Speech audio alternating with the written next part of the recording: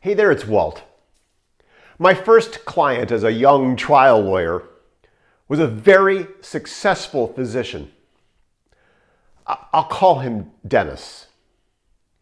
Dennis loved fine wines and Arabian horses, and he had a lot of both of those things. And he had a beautiful 6,000 square foot sprawling home high on a hill with this magnificent view, which is the reason that I was representing Dennis. You see, the town in which he lived decided that his view was so good that they would impose a significant view tax. And my job that I'd been assigned by the senior partners to do was to bring a tax appeal and help Dennis get rid of this exorbitant view tax.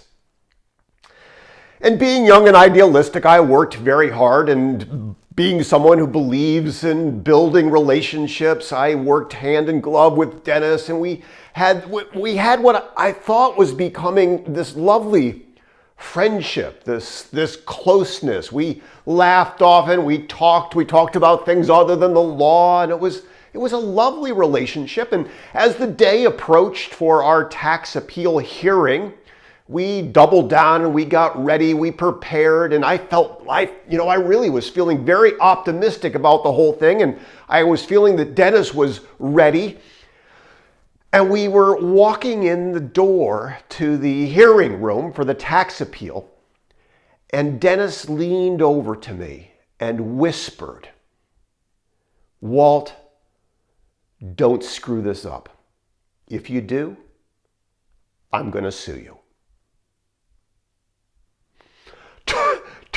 Talk about a chilling effect. Talk about, wow, what happened to our lovely relationship? Well, we went in and we put on a great hearing, and Dennis won, and his view tax was significantly reduced, and Dennis was happy. But what a harsh lesson that was as a young lawyer. Someone who was going to come after me if I screwed it up, if I failed. Now, as professionals, there are circumstances where errors are bad for doctors and lawyers and accountants and wealth managers. There's no question to that. But this whole idea that failure is bad can so hamper us. My consultant's success formula, we work with a lot of mid-career professionals who are pivoting out of successful careers, using their background and experience to create highly paid consultancies. And the idea of failure, the fear of failure, is what keeps so many stuck. Recently, I was rolling out a new resource, and I had developed some ad copy which I thought was great. And I put the ad out into the world, and no one wanted the resource, and the resource is really good. That's strange. So I came back, I took the ad down, I came back and I tweaked the language a little bit more, and I put it back out there, and there was a little bit more interest.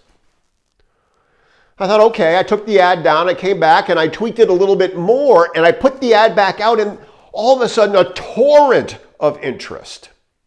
Just was tweaking little things, just playing a little bit with little changes. And what's true in the entrepreneurial space is that things that don't work, our failures are actually lessons. They teach us that failures are data points. We actually go out in the world and we look for what's not working so that we can tweak it, so that we can make it better.